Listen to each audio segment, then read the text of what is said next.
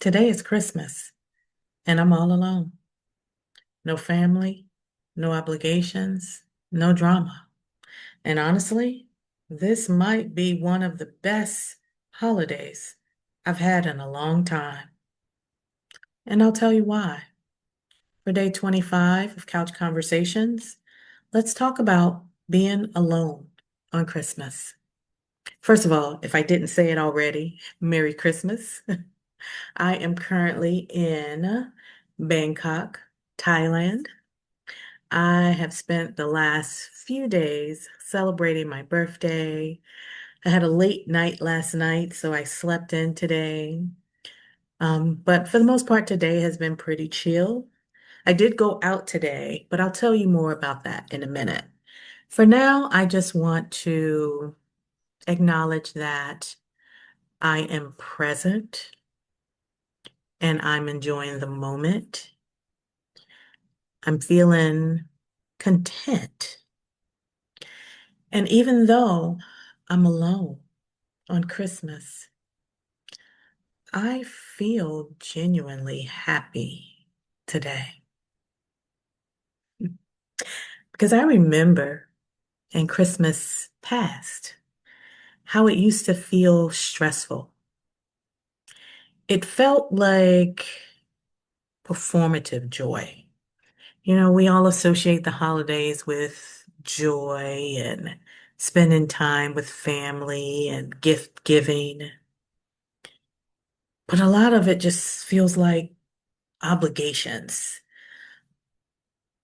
I just recall like having back-to-back corporate parties, and then you have your personal parties that you're invited to, and then you're shopping for gifts.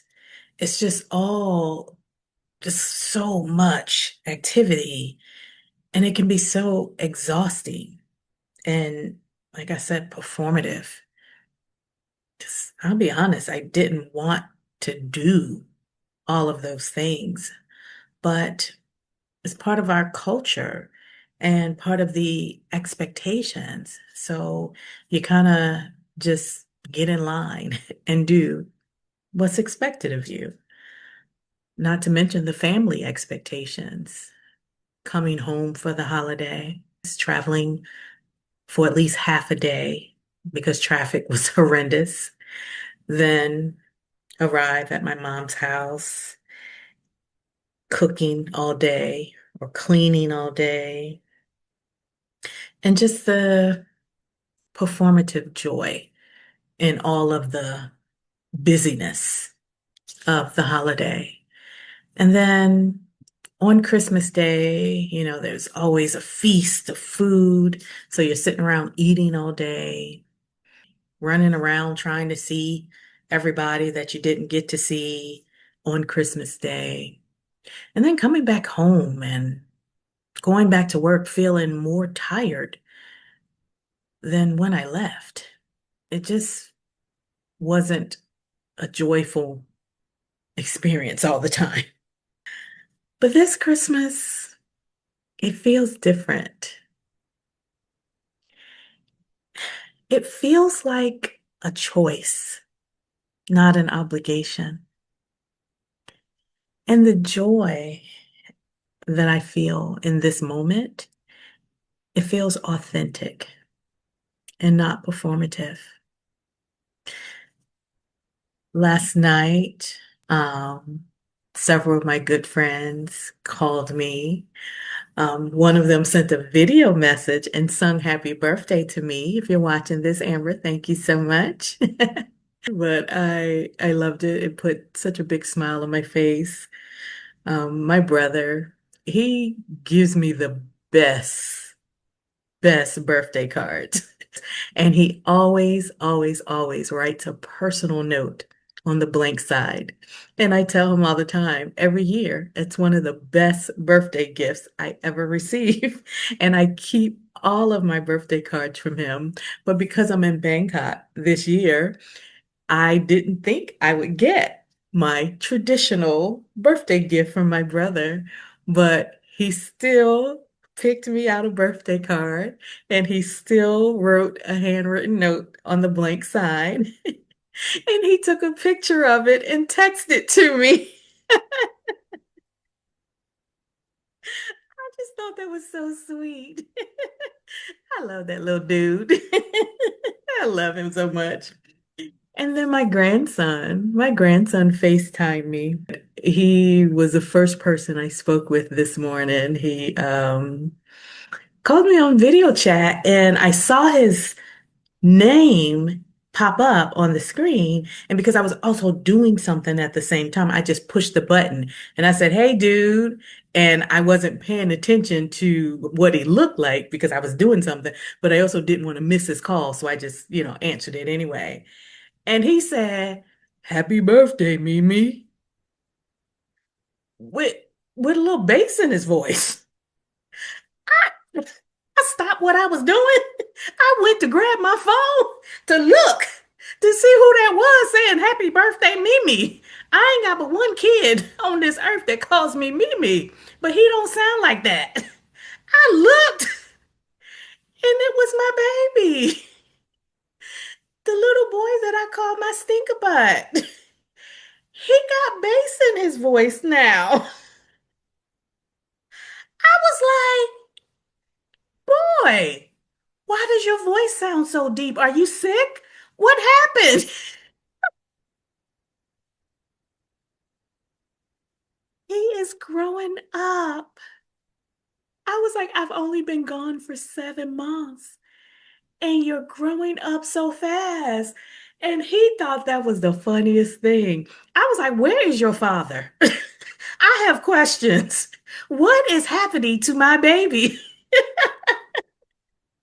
Anyway, I had conversations and interactions with my loved ones, with my, good friends, with the family members that I'm closest to, and I text a few others. And for me, that was enough. I have no guilt about not being home for the holidays. I'm very happy that I got to talk to who I wanted to talk to, whether it was text or video chat or video message or voice message. That was enough. Instead of being home for the holidays and doing the traditional rigmarole, the same thing we do every single year, I chose to spend the holidays in Bangkok. I had Christmas brunch today at a very, very nice restaurant. Um, The meal was actually very good. I ordered a beef Wellington and it was wrapped in spinach and a pastry. And that beef was cooked to perfection. It melted in my mouth, and then the flakiness of the pastry with it. Oh my goodness. It was so, so good. And then they had these cocktails you can have them custom made with your name in it or different phrases.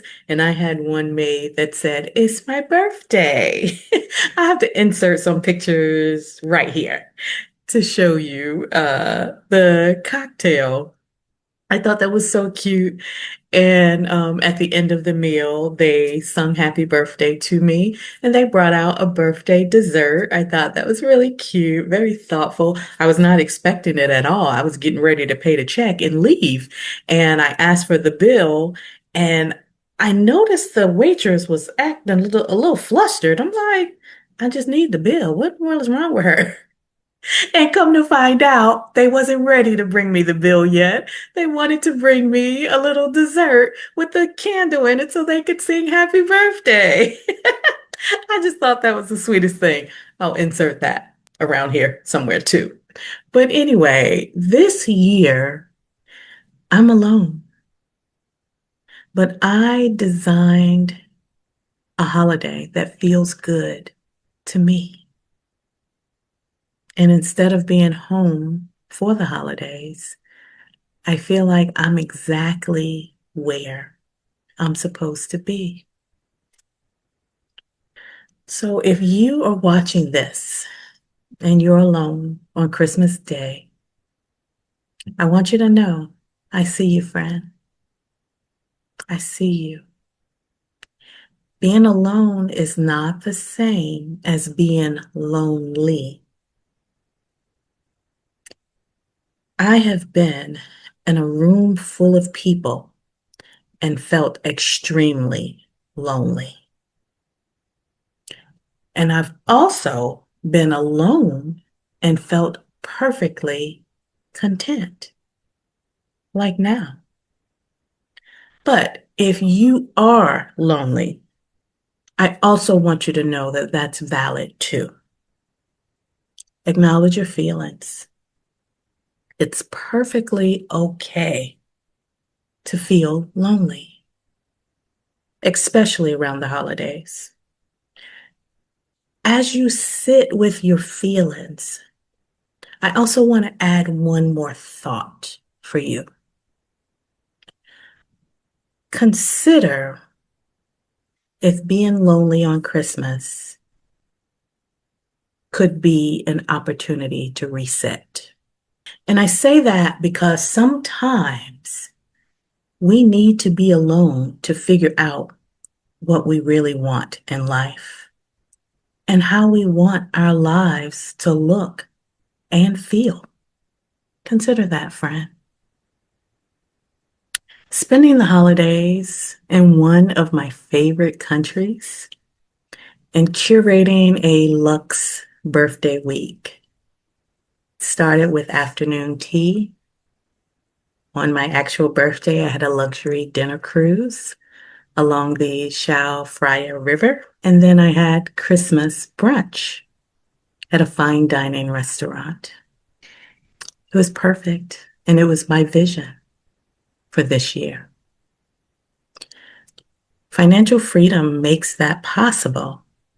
But even aside from that, the fact that I did something different and it's something I wanted to do, I'm so happy I got to experience it instead of feeling obligated to be home for the holidays. The real gift is learning that I don't have to do the holidays the way I've always done them. And I don't have to do the holidays the way others expect me to. I can design a life and holidays that feel good to me. And you can too.